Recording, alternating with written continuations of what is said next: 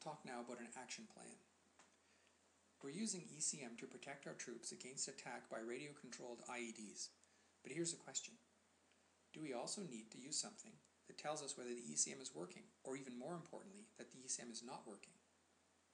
Possibility A is no, we don't need that because jammers work. You just turn them on, that's the best we can do, and that's good enough because when they work pretty much like a light switch.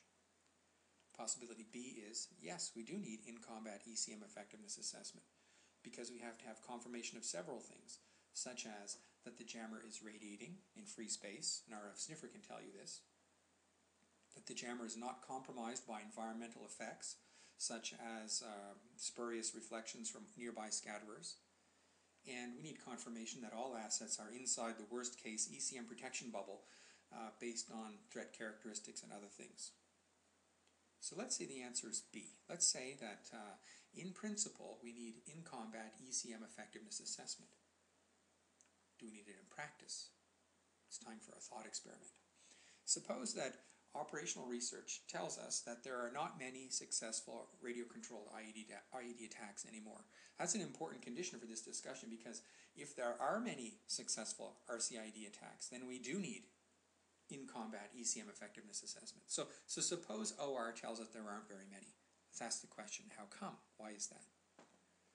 Well, one possible answer is that the enemy is abandoning radio-controlled technology because the jamming works. They don't build them anymore because when they build them, they don't go off. Another possibility is that the enemy is in the process of adapting currently unsuccessful radio-controlled technology because the jamming is effectiveness. So we're not observing detonations now, but we may, in the future, observe detonations, successful RCIED attacks. Another possibility is that radio-controlled IEDs are being used, but the ECM is fully effective, so we don't observe any detonations. And another possibility is that the ECM is partially effective, and we are lucky that we don't observe more detonations than we do. Okay, well the second last possibility is just not believable, that the ECM is 100% effective. And the first possibility means that arguably we don't need ECM effectiveness assessment in combat, but it's arguable because there aren't any RCID devices around. But the remaining two possibilities, there are RCIDs in the environment, in combat, and therefore we do need ECM effectiveness assessment under combat conditions because we rejected possibility A, that the jammer works like a light switch. So here are some recommendations. First recommendation, find the proof. Record ECM spectra in cluttered, in-combat operating environments and look for evidence of something called chirp coloration, which is discussed and addressed in a companion video on this website. It means that you have less jamming power than you thought you had. The second step, build a few. If chirp coloration is seen, then design and build several protection range estimator devices and use the devices to gather data under combat conditions and analyze the data to determine the Counter-IED protection coverage gaps on a per-threat basis. That means how big physically, large a physical area is being compromised, it's not being covered by jamming, which you thought it was, and also the duration that these gaps occur, the duration that they persist. The third step is a branch point, where we do a cost-benefit analysis with three possible outcomes. The first possible outcome is we proceed with development to develop, commission, and distribute protection range estimator devices. The second possible outcome is further study. Quite often, investigations raise more questions than answers, and in that case, further study may be required. The third possibility is that in-combat ECM effectiveness assessment is not required. In other words, possibility A was correct. The jammer works like a light switch. If it's on, you don't have to worry about it anymore. You're as safe as you can be. Okay, talk a little bit about current project status. Well, currently, all work to date has been funded by Sky Industries.